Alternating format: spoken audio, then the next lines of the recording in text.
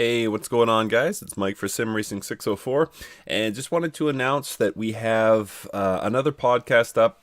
If you guys have been following the channel for the last couple of weeks, you know that I do a podcast with Davy Jones and Alex from the Extra Mile, and the three of us get together, we interview guests, we talk about everything relating to sim racing and racing in general. So we have another podcast up, and on this episode, we interviewed the incredible William Marsh of Sim Racing Paddock. We had a great little chat. He's super knowledgeable. He's been in sim racing for a very long time. It was interesting to hear about the start to his channel, his time with Inside Sim Racing, and how he's transitioned his channel into one of the most popular in the world. So, great little chat. I'm going to link to the full episode in the description to this video, but for now, enjoy this little clip. Make sure you head over to Davy Jones, give the podcast a listen. We are on iTunes, we are on Google Play, Stitcher. You can find us everywhere, and enjoy this episode, and we look forward to your suggestions and your recommended guests, and yeah, enjoy this, and we will see you next time. Him actually start this motorsport themed cafe as a side job. So basically, when I initially left ISR, it was to help him build this cafe. And then we were brainstorming ideas on how we could build our own channel. And it actually worked out really well. And then he actually helped come up with the name Sim Racing Paddock, where basically the paddock in the racing community is that area around the garage where all of the drivers congregate, they meet up, and they talk about their race.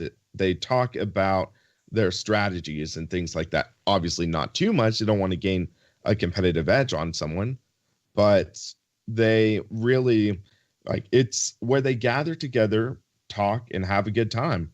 So that was my vision for SRP from the beginning.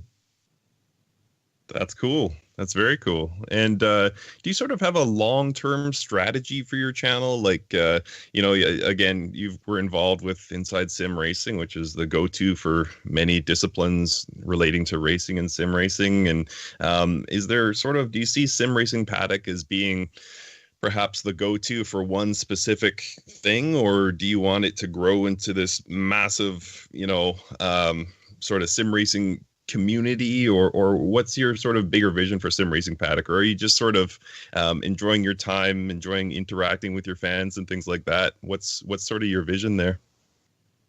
I definitely am wanting to see Sim Racing Paddock grow into one of the sources for the community.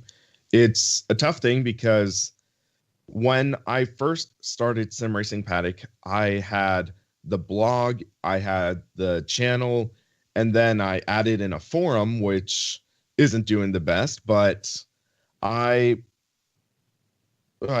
a while, I felt like I was spreading myself too thin. I just felt like I was putting in all this effort, and at first, I wasn't getting many returns from it. It took me a year and a half to gain my first 1,000 subscribers, and then since then, it's been a snowball effect. I've been pumping out more quality content, but it's also been at the expense of the blog and the website.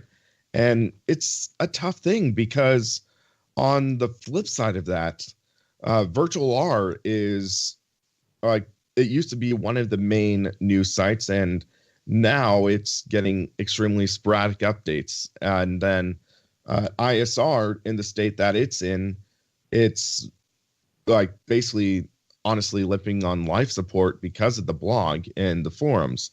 There isn't as much as there used to be in the way of sim racing news sites. So I think it is something I need to recapitalize on. It's something that I need to redevelop again and get that blog back up and running.